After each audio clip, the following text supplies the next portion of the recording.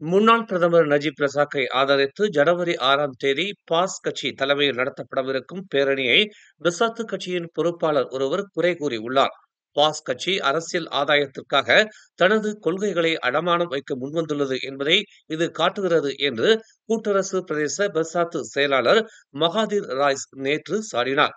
SRC international வழக்கில் Najib குற்றவாளி என தீர்ப்பளிக்கப்பட்டு 12 ஆண்டுகள் சிறை தண்டனை விதிக்கப்பட்டது மலேசிய வரலாற்றில் ஒரு திருப்பு முனை என்று அவர் குறிப்பிட்டுள்ளார். ஆனால் அவரை ஆதரித்து பாஸ் கட்சி பேரணி நடத்துவது ஏமாற்றம் அளிப்பதாக அவர் தெரிவித்துள்ளார். தெலங்கானாவில் குற்றவாளி ஒருவனுக்கு பொது இடத்தில் கொடுக்கப்பட்ட பிரம்படி தண்டனை இஸ்லாத்தின் கோட்பாடுகளுக்கு முற்றிலும் முரணான ஒன்றாகும் என்று சிஸ்டர்ஸ் இன் இஸ்லாம் எனும் மகளிர் அமைப்பு தெரிவித்துள்ளது. அத்தண்டனை இஸ்லாமிய சட்டத்திற்கு எதிரானது என்றும் அக்குற்றத்திற்கு இது போன்ற கடுமையான தண்டனைகளை விதிக்கும்படி இஸ்லாமிய சட்டம் வலியுறுத்தவில்லை என்றும் அந்த இயக்கத்தின் நிர்வாக இயக்குனர் ரொசானா இசா தெரிவித்துள்ளார். இஸ்லாத்தின் பெயரில் நியாயமற்ற இத்தண்டனை நிறைவேற்றப்பட்டுள்ளது. குற்றவாளி என்று கருத முடியாத ஒருவருக்கு பிரம்படி தண்டனை கொடுப்பதன் மூலம் தெலங்கானா ஷரியா நீதிமன்றம் எதனை நிரூபிக்க முயல்கிறது என்று அவர் கேள்வி எழுப்பினார்.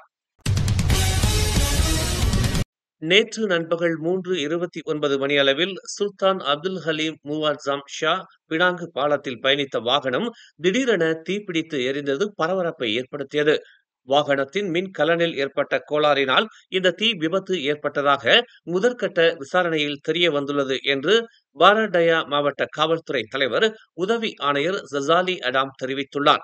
தீ பரவும் முன்னரே வாகனத்தில் இருந்த ஓட்டுநரும் மற்றொருவரும் பாதுகாப்பாக வெளியேறியதால் எந்த ஓர் உயிர் சேதமும் ஏற்படவில்லை என்று அவர் கூறினார். மெர்சிடிஸ் C200 ரக வாகனம் சுமார் 80 விழுக்காடு தீயில் கருகியதாக தெரிவிக்கப்பட்டுள்ளது. தென்கொரிய விமானமான ஜேஜு ஏர் விபத்துக்குள்ளாகி ஒரு நாள் மட்டுமே ஆன நிலையில் நேற்று சியோலில் இருந்து மற்றொரு ஜேஜு ஏர் விமானம் தரையிறங்கும் போது கியர் சிக்கலை எதிர்கொண்டதால் திரும்ப வேண்டிய கட்டாயம் ஏற்பட்டது. இதனால் அங்கு பீதி நிலவியது.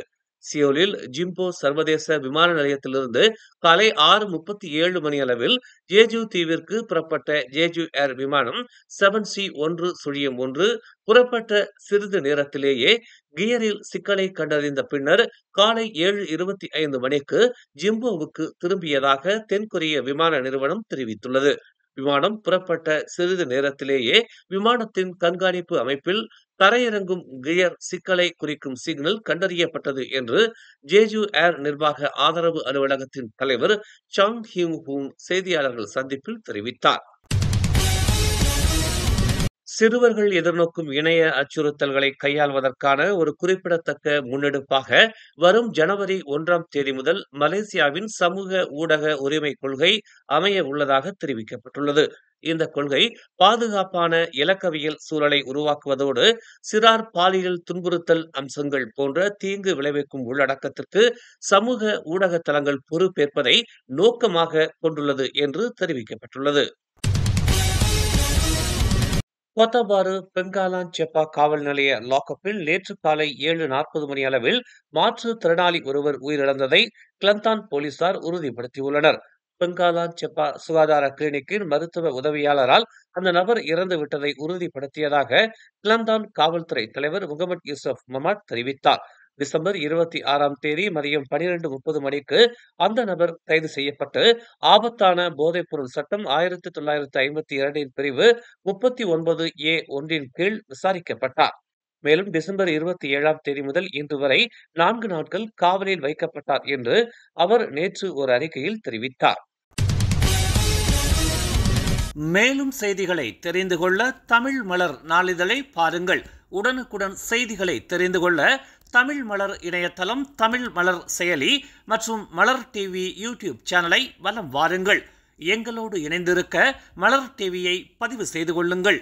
உறவுகள் மகிழ்ந்திட விருப்பம் மற்றும் பகிர்வு சேவையை சொடுக்கிடுங்கள்.